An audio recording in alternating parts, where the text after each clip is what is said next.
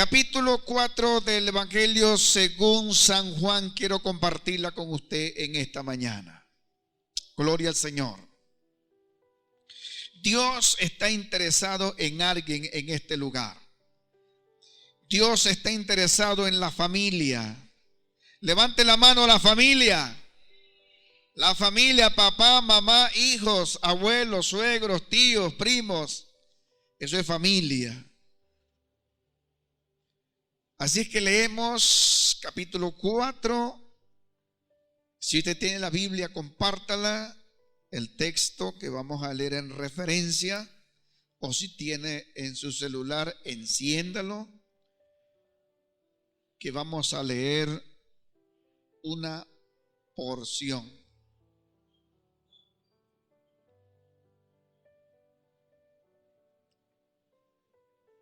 Gloria a mi Señor Jesús. Estamos agradecidos del Señor. Dice así, en el nombre del Señor. Dice, cuando pues el Señor entendió que los fariseos habían oído decir, Jesús hace y bautiza más discípulos que Juan.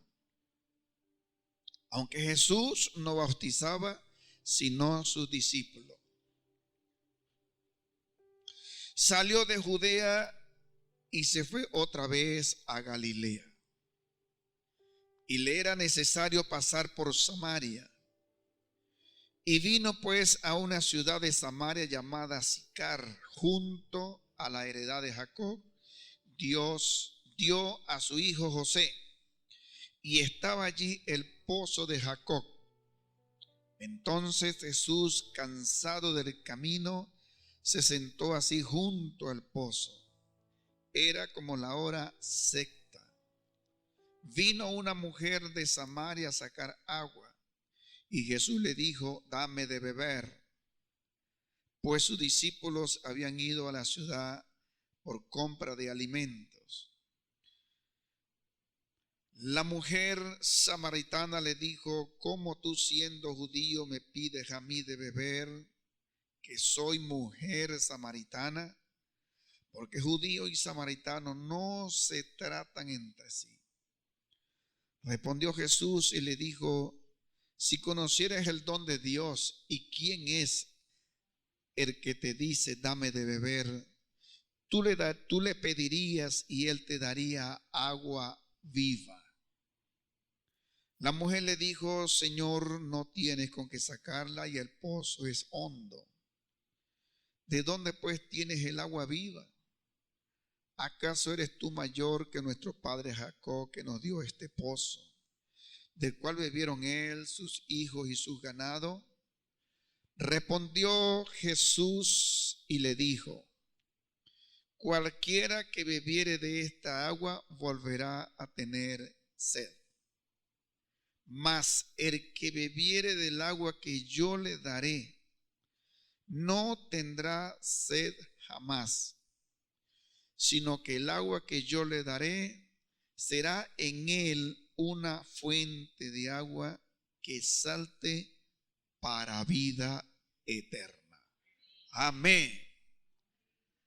Compartamos allí, pues, esta palabra en esta mañana, Jesús como fuente de vida. Dije Jesús como fuente de vida. Gloria a nuestro Dios. Bien, el cuadro panorámico que nos presenta en esta mañana, el contexto, es bajo la figura de una mujer que tiene un diálogo con Jesús. Jesús va de camino a Galilea y entre Judea y Galilea obligatoriamente tenía que pasar por Samaria.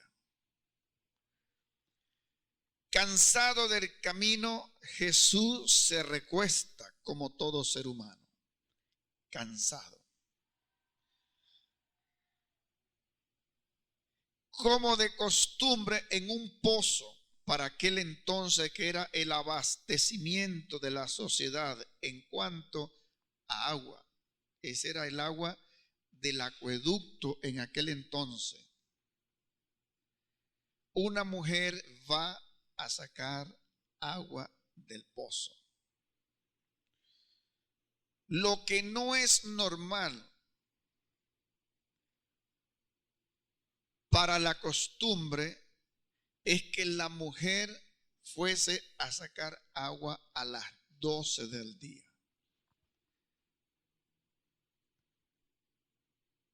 O era en la mañana o era en la tarde. Y en la tarde, sobre todo, para los aspectos del ganado y las ovejas. Pero aquí la mujer justamente va a las 12 del mediodía a sacar agua. Pudiésemos hacer una pregunta, ¿por qué? Una es que en la soberanía de Dios, en Cristo Jesús, que se esconden los pensamientos de Dios, más no los del hombre. Le era necesario pasar por Samaria. Para Jesús siempre es oportuno, para Dios siempre es oportuno un encuentro con el ser humano. Para Dios es oportuno hoy un encuentro contigo en este lugar. Dios ha escogido este lugar. Dios escogió ese lugar en ese momento en su soberanía por la necesidad de alguien, y en este caso la mujer samaritana. Entonces el cuadro que nos presenta es de esta mujer. Veamos la situación de la mujer samaritana. Note que Jesús le dice a la mujer, dame de beber. La mujer se sorprende y le dice, ¿cómo tú, siendo judío, me pides agua a mí si tú sabes que judío y samaritano no se tratan entre sí? Ya vemos que la mujer está marcada, porque la sociedad marca a la gente, al extremo que las personas se creen lo que la sociedad dice de ellos. Hay gente marcada en la sociedad, marcadas en las comunidades por algo, por algún pasado, por un fracaso, por una debilidad, por un complejo. Pero por algo la naturaleza está marcada en alguien como estaba marcada en esta mujer. Representa la sociedad, representa una familia, representa un individuo, una mujer, porque ella misma dijo, sabiendo que soy samaritana. Había un problema de racismo entre los judíos y los samaritanos. Primero, desde el punto de vista religioso. Los judíos siempre han sido monoteístas, es decir, adoradores de un solo Dios llamado Jehová de los ejércitos.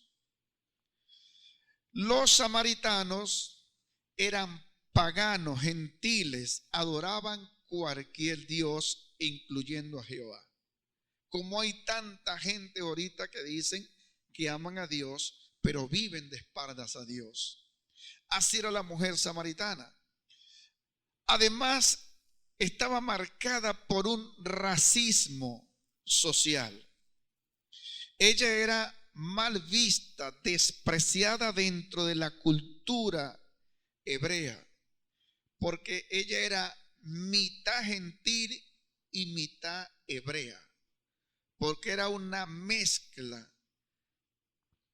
En la parentela era una mezcla, era hija de pagano o hija de gentil mezclada con hebreo. Y de ese punto de vista, para los judíos era una mezcla, era tenida en poco como una mundana, como una pagana, como una pecadora, como una perrilla. Esa era la posición de esta mujer para los hebreos, de tal manera que ella se sentía marcada y no podía ir a la hora de las hebreas buscar agua porque ella se sentía vejada, estaba marcada, como dije anteriormente, por la situación que viene arrastrando. Y por eso es que para ella es sorprendente cuando Jesús como judío le pide agua si ya sabe que hay una división. ¿Sabe? Uno de las grandes virtudes y bendición de nuestro Señor Jesucristo, al encontrarse con esta mujer y ella al encontrarse con Jesús, que es la misma situación hoy día. Hoy día existe también divisiones culturales, de racismo en el mundo entero. Además de esto, como dije anteriormente, hay familias marcadas por algo o por una debilidad o por una deficiencia física que puede tener la persona o por complejo. Y una de las partes más terribles es el complejo humano, porque el complejo humano ni siquiera es de afuera hacia adentro, sino es de adentro mismo de la persona. Hay gentes acomplejadas por alguna razón en la vida. Y la palabra complejo justamente es que ni es fácil ni es difícil. Entonces, en ese sentido, el ser humano se siente atrapado dentro de sí mismo. Y esa herramienta la usa Satanás como para esclavizar a las personas, como estaba esclavizada esta mujer. Y por eso, cuando Jesús le dice: el que bebiere de esta agua, dice, volverá a tener sed. Mas el agua que yo le doy es un agua diferente, es un agua que exalta dentro del ser humano para vida eterna. Obviamente Jesús no está hablando del agua, está hablando en un lenguaje figurado, metafórico, de Él, de su vida, de Él para la humanidad, aquí para la mujer samaritana, pero Jesús es cambio de vida para la humanidad. Jesús aparece en el escenario como hombre, como persona, como hijo de Dios, pero con un propósito muy específico y muy lineal y muy dado, muy céntrico, muy objetivo, y ese propósito sigue siendo hoy más que nunca vigente. Por eso Jesús en el escenario, en su ministerio, cuando la gente acudía confundido en una oportunidad, se presentó y dijo: yo soy el camino, dijo Jesús, yo soy el camino, la verdad y la vida. O sea, a la encrucijada de la situación del ser humano, de las personas. Siempre Jesús es la salida para la familia, es la salida para las encrucijadas en que nos pudiésemos nosotros encontrar en cualquier situación.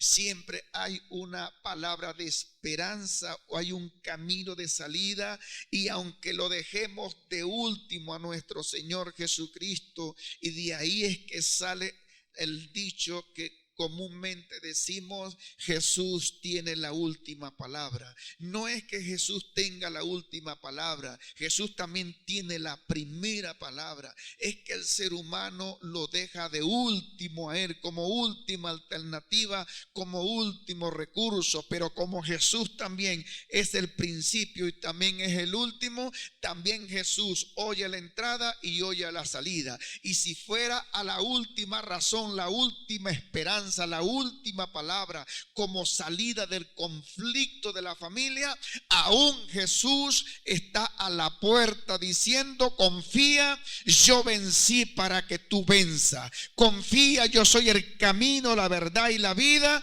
y el que cree en mí, aunque esté muerto, vivirá. Es la esperanza de Jesús para la humanidad y para ti que te encuentras en esta mañana, en este lugar. ¡Aleluya!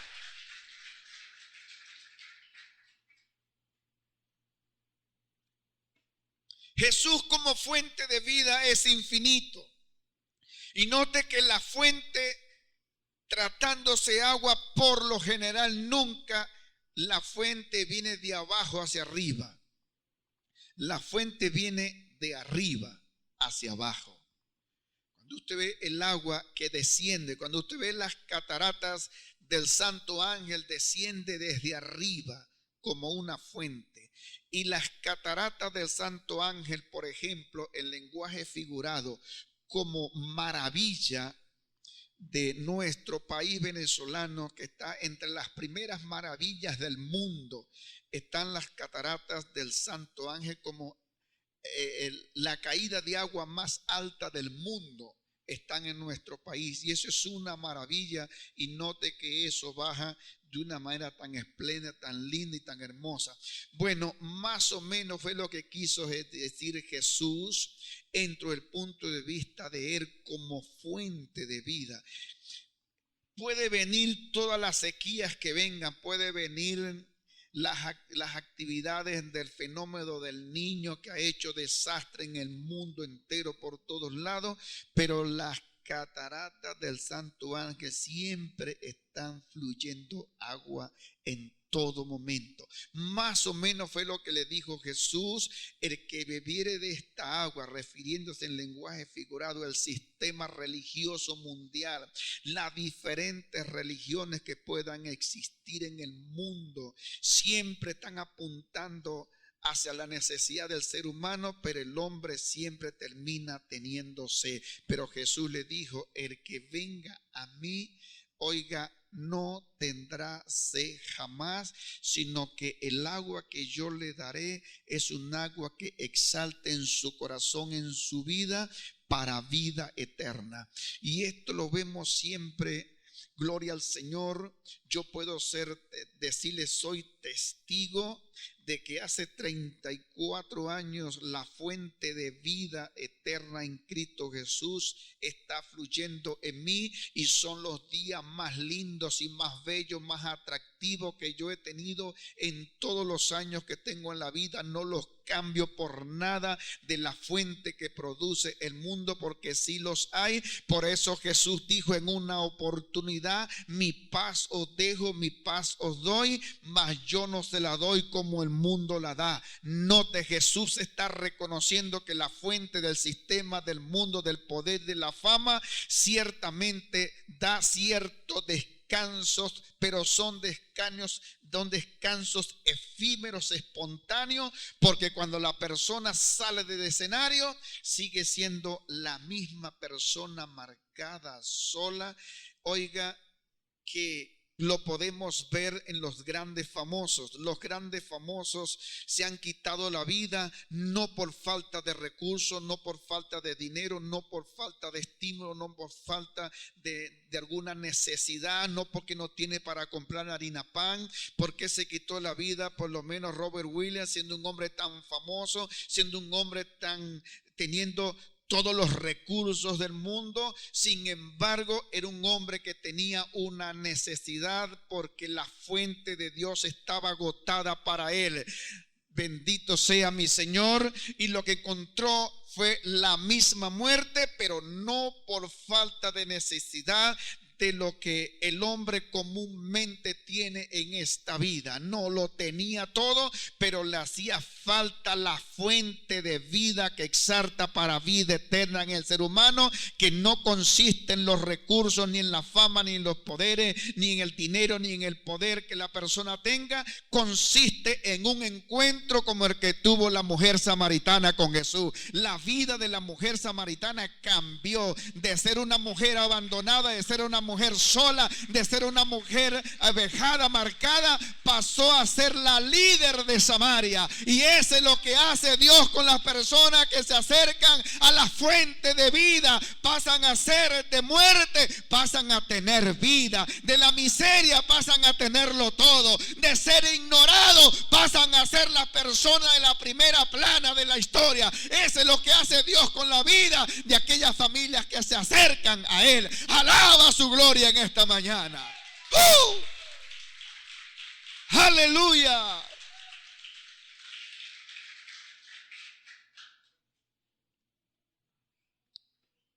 La mujer pasó a ser la líder de Samaria, remorcadora de gente. Cuando usted ve más adelante, dice la Biblia que ella, cuando entendió quién era Jesús, cuando el ser humano entiende quién es Dios en su vida, que entiende quién es Dios, quien tiene el control de su hogar, el control de sus hijos, el control de la familia, el control del país. Ahorita hay una gran marca, por decirlo así, y no deshonorben para nuestro país. Nos tienen marcado la situación en nuestra patria, de tal manera que ya un venezolano fuera de la frontera tiende como hasta a esconder su identidad, porque tiene miedo en otros países, pues en la frontera, decir que es venezolano, porque es perseguido por ser venezolano, es ultrajado y aún hasta han dado muerte a personas en otros países simplemente por ser venezolano. La situación nos tiene marcado en nuestro país.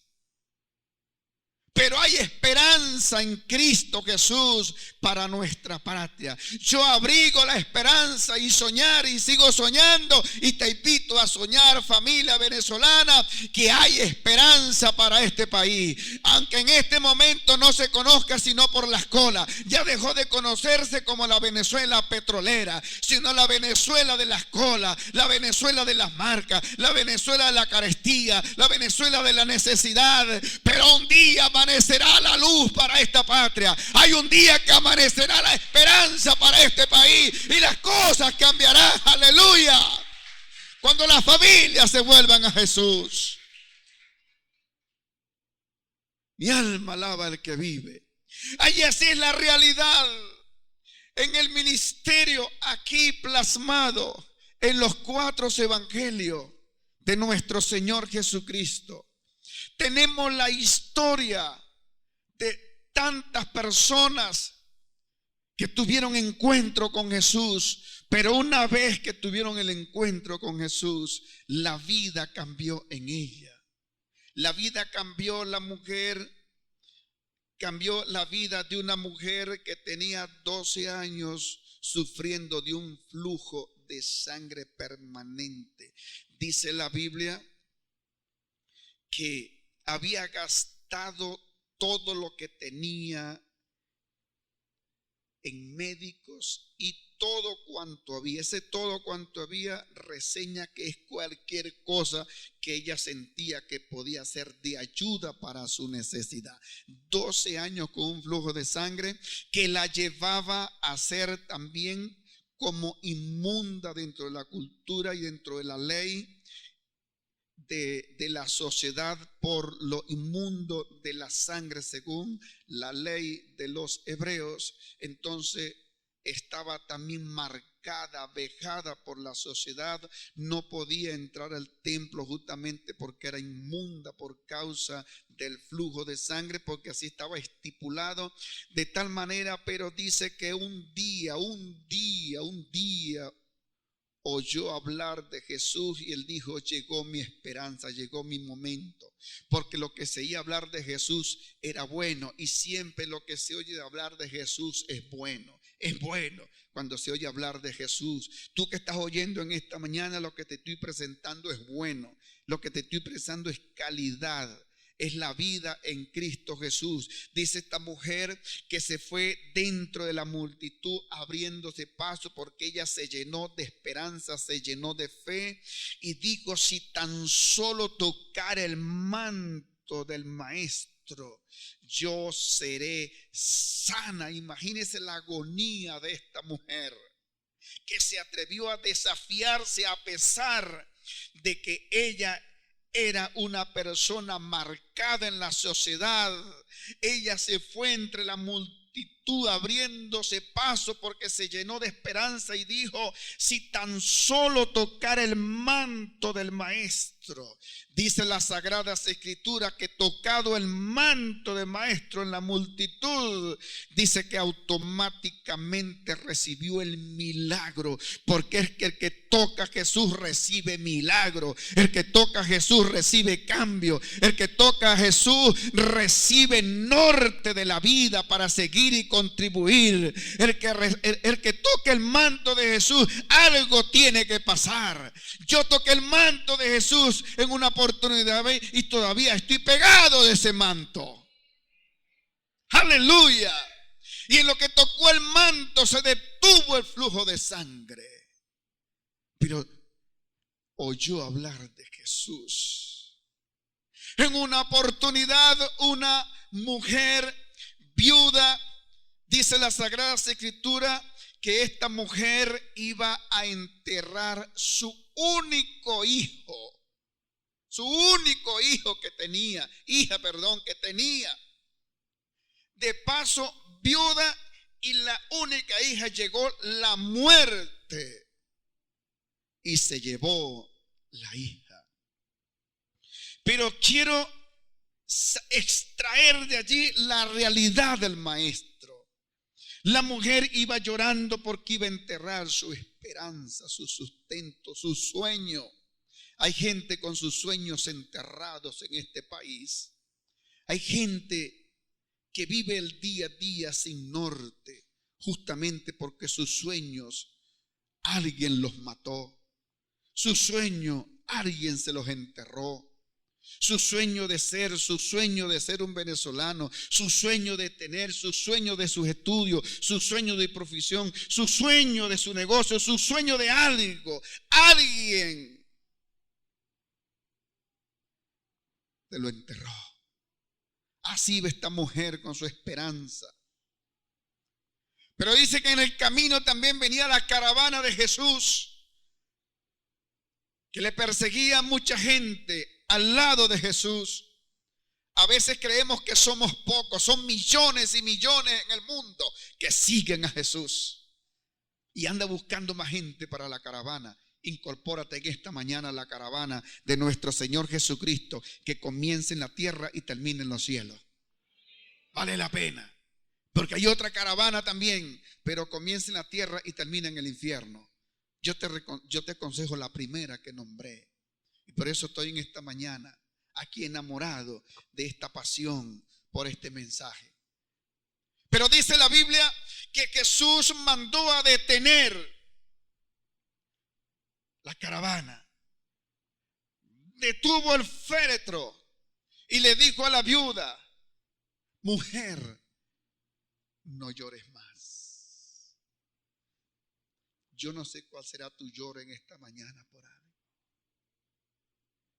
¿Cuál será tu angustia y tu desespero?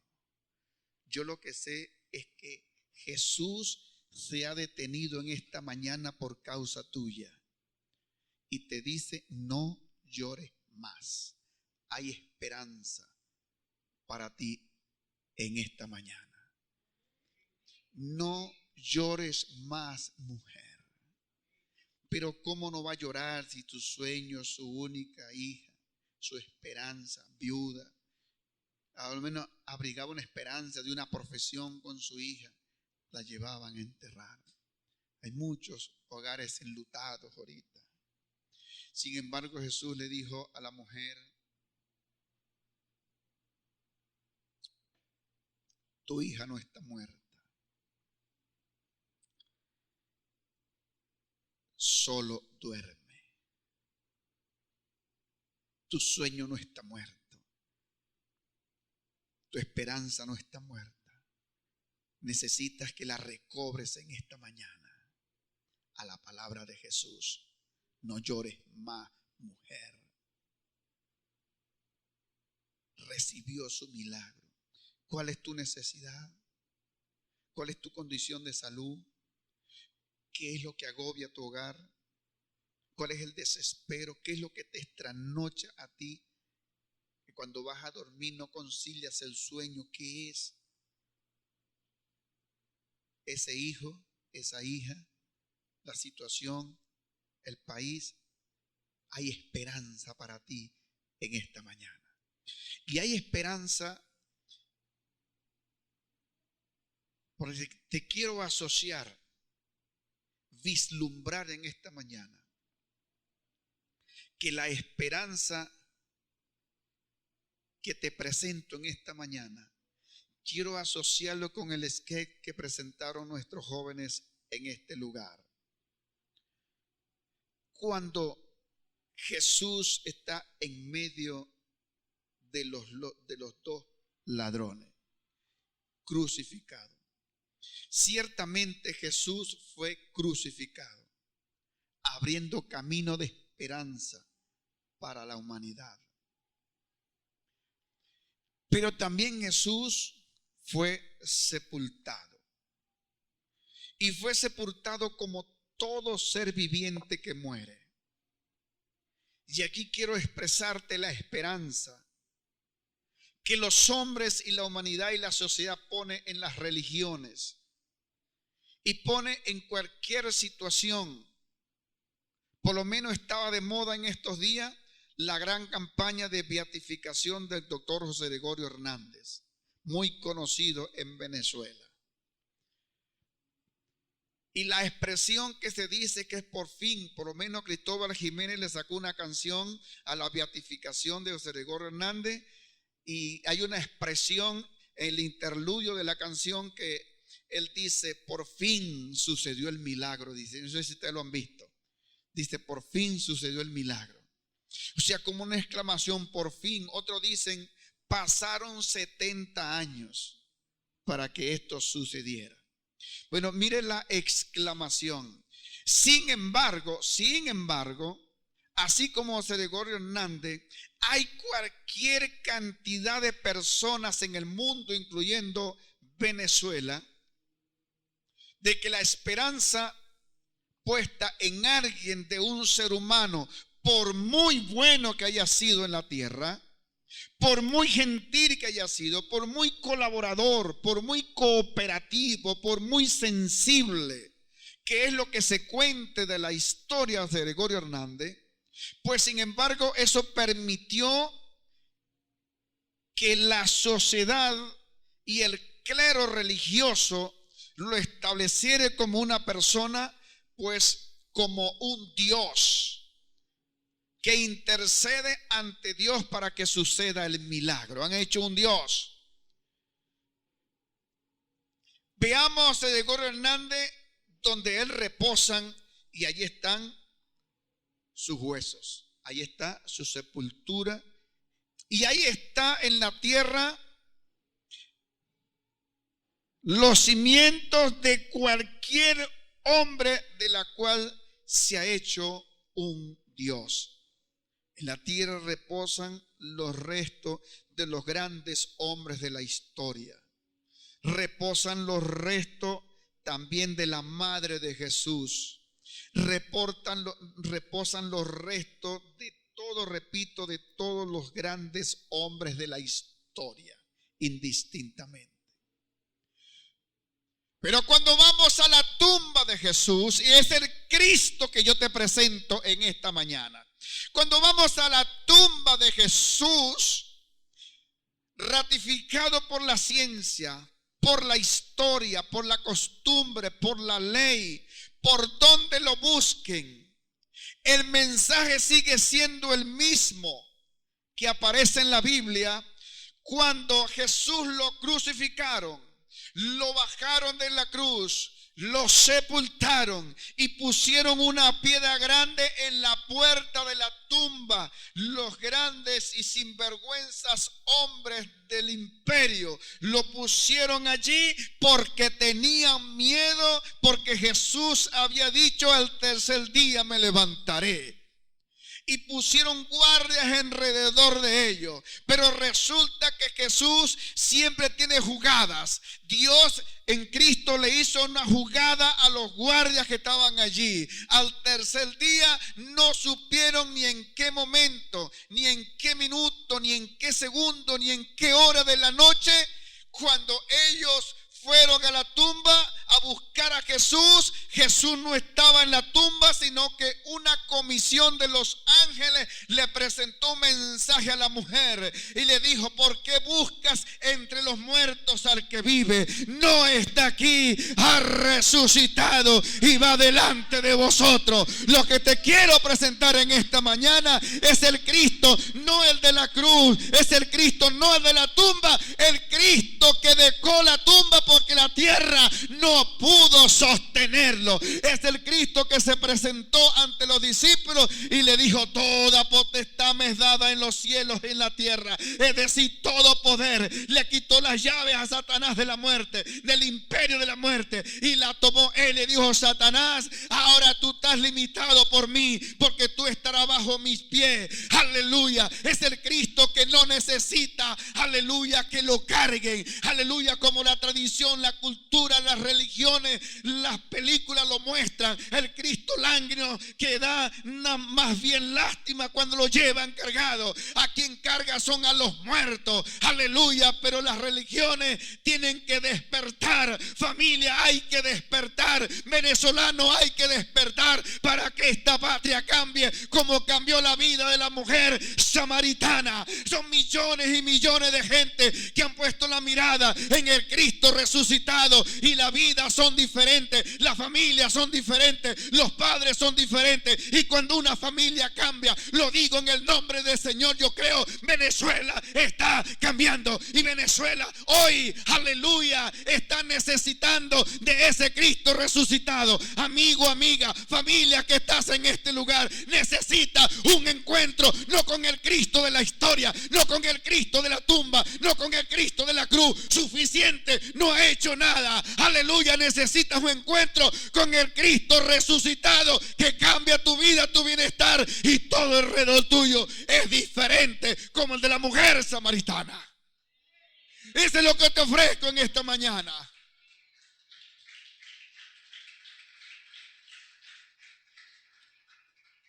Yo no cargo a Jesús en la cartera. Yo no cargo a Jesús en una pulsera. Yo no cargo a Jesús en una cadena. Yo no cargo a Jesús en una estampita. Jesús tiene un valor muy, pero muy, muy grande para convertirlo en algo que no tiene sentido sino para los religiosos encarnados en el estilo de vida que Satanás ha determinado por medio de esta situación. No, tiene mucho valor, mi Señor. Tiene mucho significado, mi Señor, en la vida de la Biblia y en la vida del creyente. Por tanto, yo te presento la alternativa en esta mañana, que tiene cuidado de ti. No lo cargo, porque suficiente es Él para cargarme a mí y para cargarte a ti, a tu familia y a tus hijos, y la situación que puedas estar pasando. Es la garantía que te doy. Además de esto, la estabilidad en la tierra y la vida eterna en Cristo Jesús. Porque el mundo está condenado en sus delitos y pecados, y no hay otro precio que pagar, porque ya Cristo lo pagó por ti. Mentira de las religiones que te dice que tienes que pagar por esto, tienes que pagar por aquello, tienes que pagar por tus muertos, tienes que pagar porque los saquen del purgatorio y los lleven a descansar, que tienes que pagar responso, que tienes que pagar misa, que tienes que pagar por esto y lo otro, y los brujos y tanta gente, tanta cueva del diablo que la gente que se ha inventado para tales cosas, y todos tienen que pagar. No, en esta mañana te ofrezco no lo que tienes que pagar, te ofrezco es el que pagó por ti, el que te dice todo está pagado, todo está cancelado, solamente cree. Para el que cree todo es posible.